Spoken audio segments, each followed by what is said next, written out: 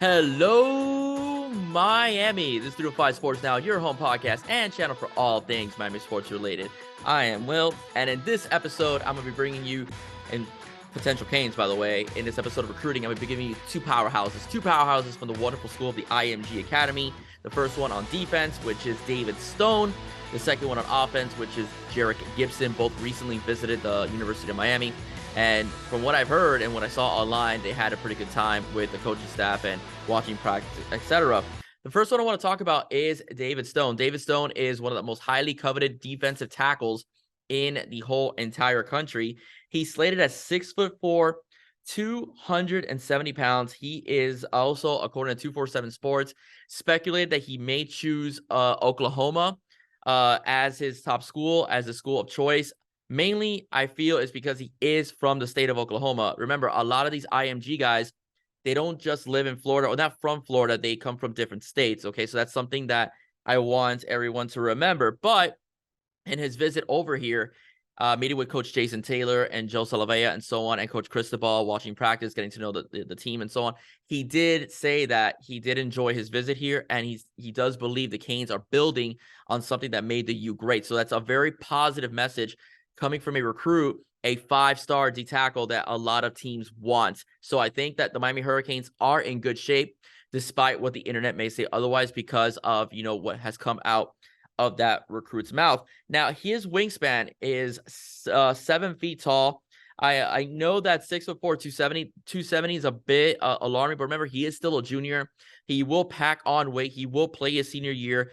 And when he goes, pretty much into off-season workouts at the university, whatever university he goes, whether it's Oklahoma, Miami, Texas A&M, wherever he chooses to go, he will gain muscle mass, okay? He's still a growing boy. We always forget that some of these people are just kids, all right? They're not yet men, or grown men at least. They just look like it. So that's something that I think is very important. His IMG team on route to a state championship forced 30 turnovers and averaged about 3 points a game per reports. He is a guy that will eat up blocks. He will also not only stop the run, he is also a guy that will rush the passer as well. Now, why I think Miami will be a good choice for him, obviously I'm a homer, so I'm going to always go towards the University of Miami.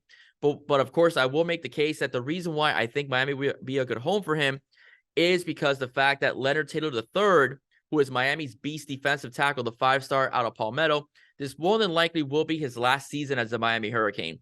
If he has a good season and he's not on rotation, which I don't think he will be, I think that Lance Guidry will give him more snaps this season than he had last season with Kevin Steele.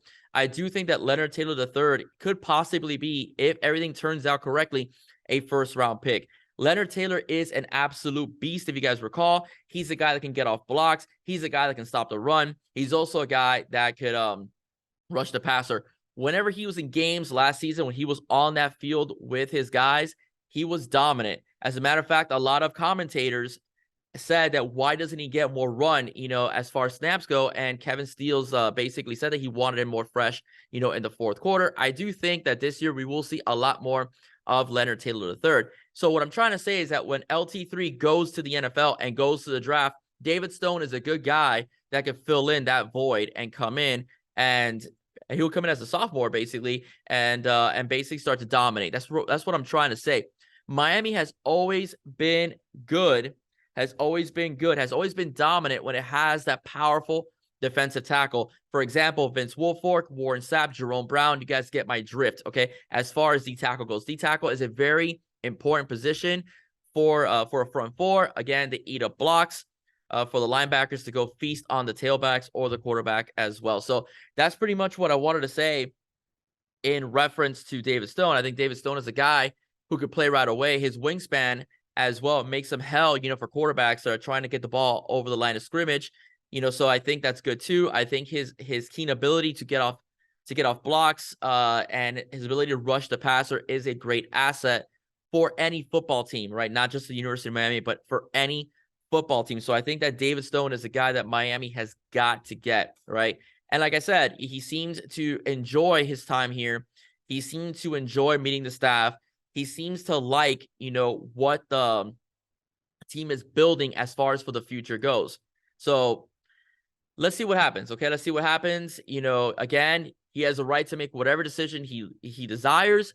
but I really do hope that Miami could land this kid because he will be a game changer, especially next season once Leonard Tatum III is eligible for the NFL draft after the season ends. So I think that David Stone is a guy that could really contribute, next season. Actually, he'll start as a freshman because he'll be playing a senior year. I'm gonna correct myself.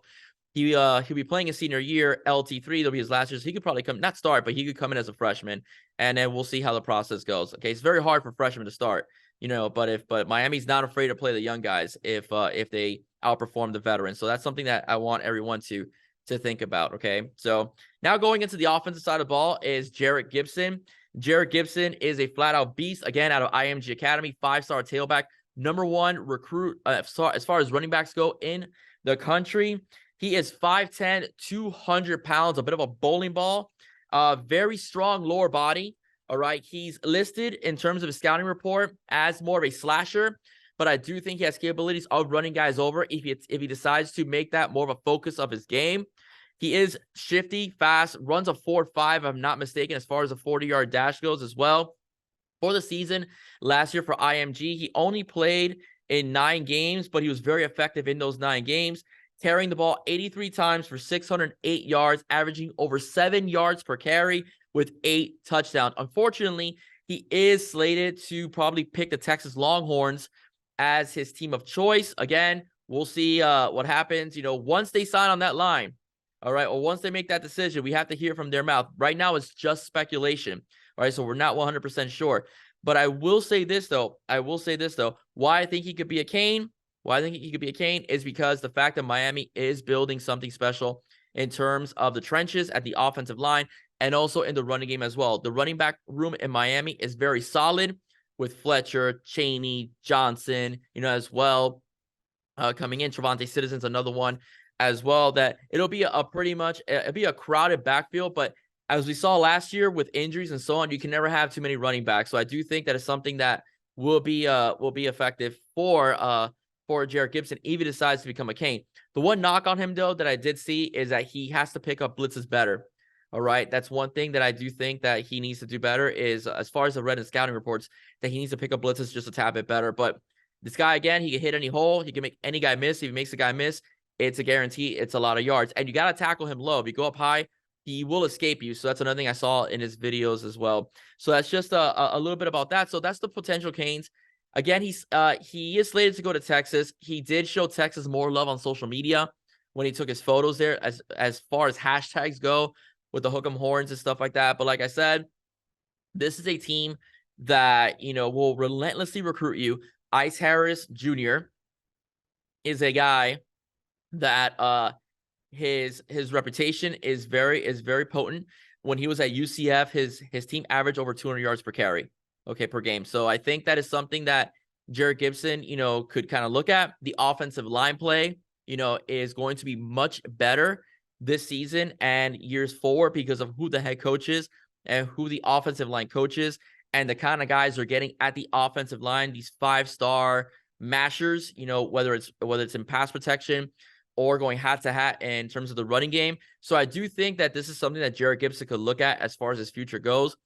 Like, basically, he could pad his stats, with this team. He could be part of something special here, as well, if the Miami Hurricanes could get it rolling. And I think they will. I think this season is going to be a lot different than last season. I'm not saying they're going to go to the national championship. I'm not saying they'll even win 10 games. But I do believe this team will be very, very, very much improved than it was from last year's group, which is just a flat-out disappointment, and no one can lie about that. All right, just a little bit about future shows I'm going to be giving you in the near future on Saturday, probably in the evening.